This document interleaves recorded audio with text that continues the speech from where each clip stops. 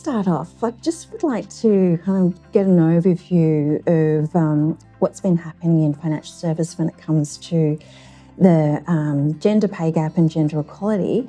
Can you give us a snapshot of how the financial services sector has been performing when it comes to gender pay?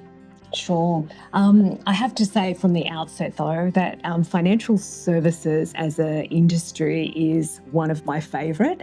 When I first started doing this work 22 years ago, obviously gender pay gaps and the way in which we looked at things like work and family and some of the things that we'll talk about today were just in their infancy. So it's really good now to come back all these years after and have a bit of a deeper dive into how the sector is doing and what the industry can do to continue to improve.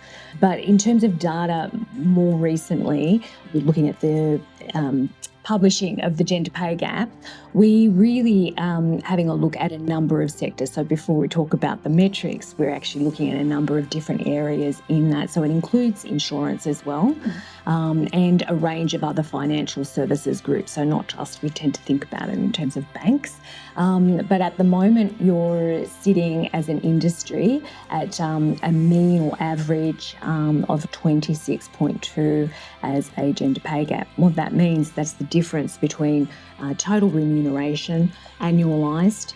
So even if people are working part-time, we annualise that figure, and that's a fairly large gender pay gap across the board. Not the biggest, but we are still seeing significant gaps. And interestingly, when we look at the workforce profile overall, the composition is sort of sitting around 50-50. I think it's 49 and 51, so 51% for women and 49% for men.